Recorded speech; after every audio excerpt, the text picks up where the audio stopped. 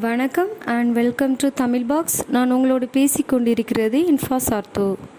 இந்த செக்ஷனில் ஒரு குட்டி கதையை பற்றி நம்ம பார்ப்போம். கடவுள்கிட்ட ஒரு நாள் ஒரு விவசாயி போய் பயங்கரமாக கோச்சிக்கிறாரு. கடவுளும் விவசாயி முன்னாடி நிற்கிறாரு. எப்போ விவசாயி என்ன கேட்குறாருன்னா, உனக்கு பயிர்களை பற்றி என்ன தெரியும்? நீ நினைக்கிறப்போ மழை அனுப்புகிற, தப்பான சமயத்தில் காற்று வீச வைக்கிற, உன்னால் எனக்கு ரொம்பவே தொந்தரவாக இருக்குது. என்னால் என்னோடய வேலையை செய்யவே முடியலை. பேசாமல் இந்த வேலையெல்லாம் நல்ல விவசாயம் தெரிஞ்ச ஒருத்தன்கிட்ட ஒப்படைச்சிரு. உனக்கு எதுவுமே சரியாக செய்ய தெரியலை அப்படின்னு கடவுள்கிட்டையே கோச்சிக்கிறாரு ஒரு விவசாயி. கடவுளும் இதை அமைதியாக கேட்டுக்கிறாரு. அப்படியா, சரி, இனிமே வெயில், மழை, காற்று இந்த மூன்றுக்குமே கட்டுப்பாடு உன்கிட்ட இருக்கட்டும்.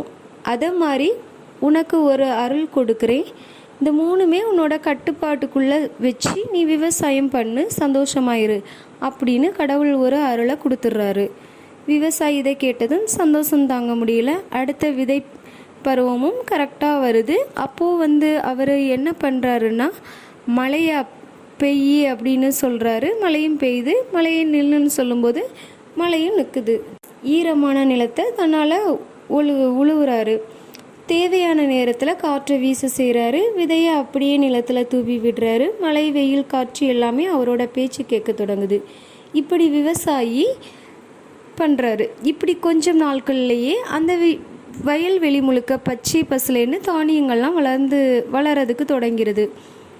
அந்த வயல்வெளி ரொம்ப ரம்மியமாகவும் அழகாகவும் இருக்குது. இதை பார்க்குற விவசாயிக்கு ரொம்ப மகிழ்ச்சியாக இருக்குது. அதே நேரம் அறுவடை காலமும் ரொம்பவே நெருங்கி வந்துருச்சு. விவசாயி சரி, கதிரை அறுத்து பார்ப்போம் அப்படின்னு சொல்லிட்டு எடுத்து ஒன்று ஒன்றா உதிர்த்து பார்க்குறாரு. உள்ள எந்த ஒரு விதையுமே இல்லை. இது ஏதோ ஒரு கதிரில் தான் பார்த்தா எல்லாவற்றிலையுமே இந்த மாதிரி தான் இருக்குது. இதுலேயுமே தானியங்கள் இல்லை, எல்லாம் வெறுமனே தான் இருக்குது. அப்போது விவசாயி கோபம் கடுமையாக வந்துருச்சு கடவுள் மேலே. கடவுளே, ரொம்ப கோபத்தில் கத்த ஆரம்பிச்சிட்டாரு. அப்போ கடவுள் மறுபடியும் அவர் முன்னாடி தோன்றுறாரு. இந்த மழை, வெயில், காற்று எல்லாமே வந்ததும் சரியான விதத்தில் நான் பயன்படுத்தினேன். அப்படி இருக்கப்போ என் பயிர்கள் எல்லாம் எப்படி இப்படி பாழாயிற்று? எல்லாமே அழகான முறையில் பயிர்கள் எல்லாம் வளர்ந்து நிற்குது. ஆனால் உள்ளே தானியங்கள் எதுவும் இல்லையே அப்படின்னு கடவுள்கிட்ட ரொம்பவே கோபமாக கேட்குறாரு. கடவுள் ரொம்ப அமைதியாக பதில் சொல்கிறாரு. இந்த மழை, காற்று, வெயில் எதுவுமே என்னுடைய கட்டுப்பாட்டுக்குள்ளே இல்லை. எல்லாம் நீ தான் செஞ்சு.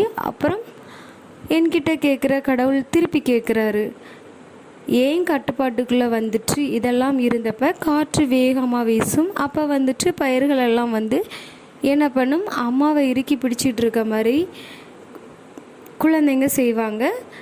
இவ்வாறு வேர்கள் ரொம்பவே ஆழமாக இருக்கும் மண்ணில்.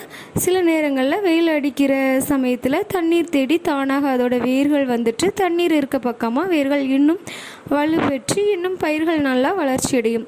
இதை தான் நான் இவ்வளோ நாளாக நான் செஞ்சுக்கிட்டு இருந்தேன். ஆனால் நீ என்ன பண்ண? எல்லாமே வசதியாக கொடுத்துருக்க.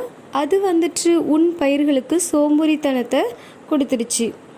நல்லா பார்க்குறதுக்கு தளதளன்னு அழகாக வளர்ந்து நிற்குது. ஆனால் ஆரோக்கியமான தானியங்களை கொடுக்க இல்லை. அதற்கு நான் காரணம் இல்லை, அதற்கு நீதான் காரணம் அப்படின்னு கடவுள் பதில் சொல்கிறாரு. இந்த விவசாயிக்கு இப்போ செய்த தவறு அவருக்கே புரியுது. பயிர்களுக்கு நாம் ரொம்ப பார்த்து எல்லாமே செய்கிறது தவறு தான். பயிர்கள் அதோடைய உண்மையான திறமையை உணராமல் சும்மா அழகாக வளர்ந்து நிற்குது. தானியங்கள் கூட கொடுக்கல. ஆனால் அதற்கு காரணம் அவர்தான்ங்கிறத புரிஞ்சுக்கிறாரு. கடவுள்கிட்ட மன்னிப்பும் கேட்குறாரு.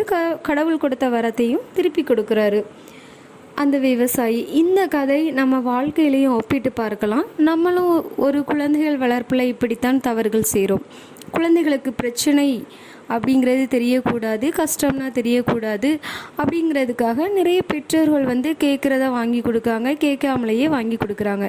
இந்த தவறை செஞ்சோம்னா கண்டிப்பாக வெளி உலகத்தில் சந்திக்கிறப்ப அதை எப்படி எதிர்கொள்கிறது பிரச்சனைகளை அப்படிங்கிறது அவங்களுக்கு தெரியாது.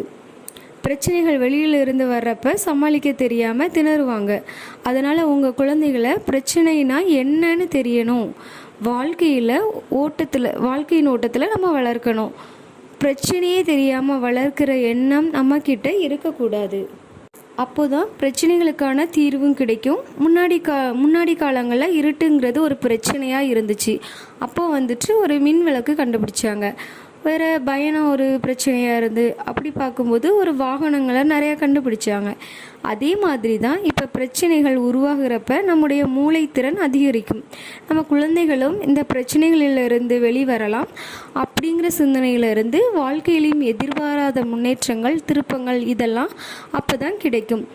அப்போ தான் வாழ்க்கையையும் கொஞ்சம் சுவாரஸ்யமாக இருக்கும். அதனால் நம்ம குழந்தைகளுக்கு பிரச்சனையே இல்லாத வாழ்க்கையை கொடுக்கணும்னு நினைக்காம அவங்களே அவங்க போக்கில் வளரட்டும் விடணும். பிரச்சனைகளை அவங்களே சந்தித்து வெளியே வந்து வெற்றி பெறட்டும். இந்த மாதிரியான கதைகளை கேட்கணும்னா நம்ம சேனலை மீண்டும் சப்ஸ்கிரைப் பண்ணுங்கள். நன்றி, வணக்கம்.